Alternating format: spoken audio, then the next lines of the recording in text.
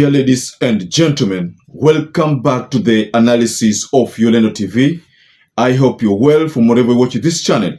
I'd like to start this session by appreciating you so much for making this channel grow. If you wish to support us, just subscribe to our channel and give this video a like. So in a recent meeting between the Speaker of the National Assembly, Justin Muturi, and William Ruto, concerns were raised regarding the potential danger facing the current government if Raila Odinga's planned demonstration known as Maandamano were to succeed. So in this meeting, it is alleged that Justin Muturi, who is the Attorney General of within this older government, raised concerns that should Raila Odinga's much publicized, much awaited Maandamano takes shape, then that will symbolize the end of RUTO regime. That was the Attorney General who expressed his concern. According to the news that we found, the discussion focused on the implications of these protests and their potential to escalate into significant threat to the stability of the government.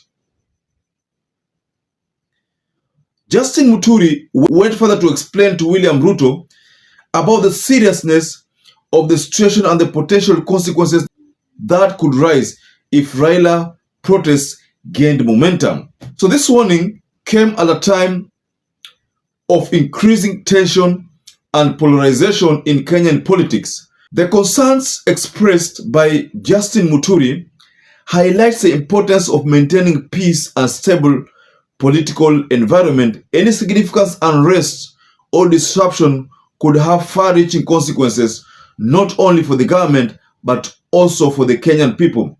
It is crucial for political leaders to engage in constructive dialogue and find peaceful solutions to their differences.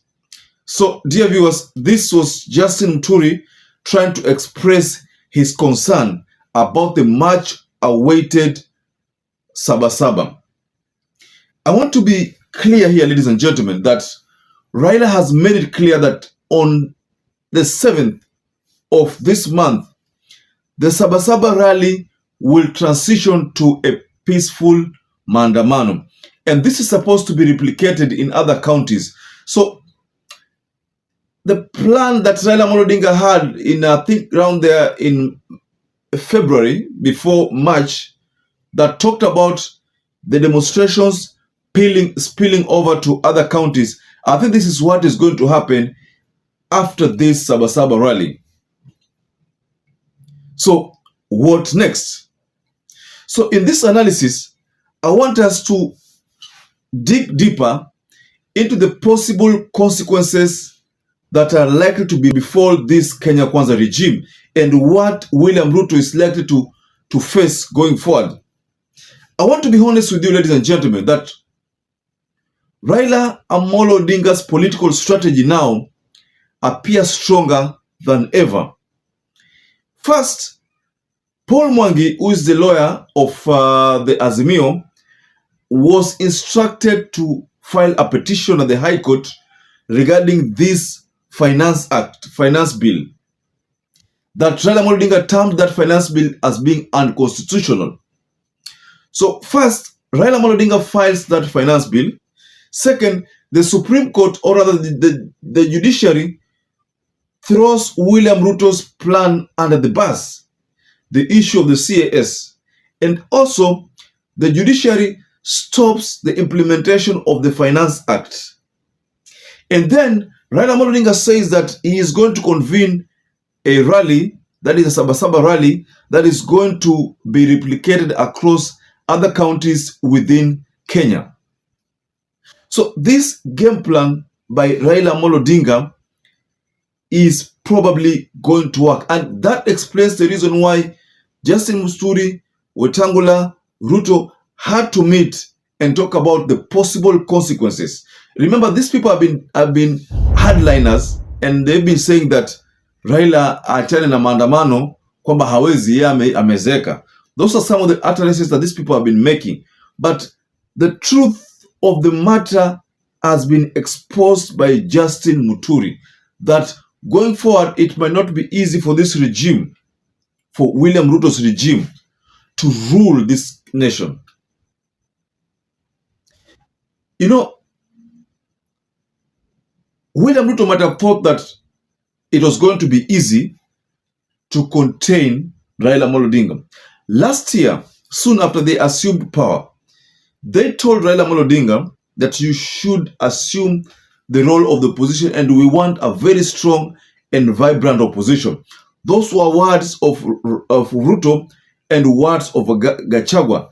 Raila said back then that he was giving them time to implement what they said they would implement within 100 days. So Raila gave them the needed 100 days. That was September, October, November.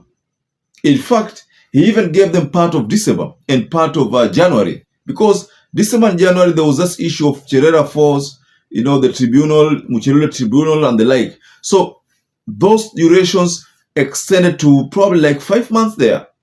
So in February, that is the time Raila Amolo Odinga now started his game plan, and he laid down his plan on what he was intending. And part of his plan, he talked about the international community intervening in this issue. That is the time he found that Senator Combs came in Kenya and tried to, create like a political truce, which did not work. These moves by the West, we saw them, but none of these moves from the West was serious enough to bring down this narrative of maandamano. So that is why Raila Amolo Odinga now is saying that the only way for this government to understand what Mwananchi is talking about, it is through demonstration. And mind you, should Mount Kenya get joined in this demonstration, Rift Valley, talk about coast, Western Nyanza, then it's not going to be easy for this Kenya Kwanza regime to contain this growing rebellion. And that is the reason why Justin Muturi has took it upon himself to shed wisdom and tell William Ruto the truth of the matter. That the truth of the matter is that if this maandamano gains momentum, it is not going to be easy to contain it. So what should they do? Probably Justin Muturi was literally trying to tell William Ruto that you need to cool down and please approach Raila Amolo Odinga, because at the end of the day, you will need him. I want to remind you, ladies and gentlemen, that the faction of Azimio right now are what many Kenyans are talking about, the factions of Azimio. The people who voted for this regime, some of them don't even want to hear about this regime. I have met so many people. In fact, out of 20, nobody seems to tell me that I voted for this regime. So I keep asking myself, then where did this regime get votes? If out of 20, you find that only probably one person says that I voted, the rest of these people say that hii serikali kitu inatufanyia, wacha tu wafanye waende zao. Those are some of the remarks which you get from the ground, and that explains that the reason why we believe that going forward, it is not going to be easy for William Ruto. Mind you, he asked for 100 days, he asked for 6 months, then he went further and asked for 1 year, and 1 year is just like a month away, 1 to 2 months away from now. So that means 1 year itaisha, these guys have not done anything. So where do we go from here? I think the only solution to Kenya's problem right now lies with Raila Amolo Odinga. That explains why Justin Muturi had to tell William Ruto the truth of the matter, that ukimlenga Raila Amolo Odinga, usiposikiza venye wanasema, basi tumeisha.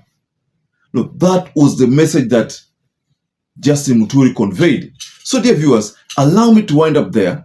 But until you catch up again in our next analysis, I'd like to request you kindly to share your comments below the comment section. Tell us what you think about this remark from Justin Muturi, the AG, the Attorney General, what he said, what he told William Ruto, that should Raila Amolo Odinga's much-awaited maandamano gain momentum, then it will not be easy for us to govern this country. That was the truth that Justin Muturi told William Ruto. So dear viewers, allow me to wind up there. Until you catch up again, kindly stay safe and stay blessed.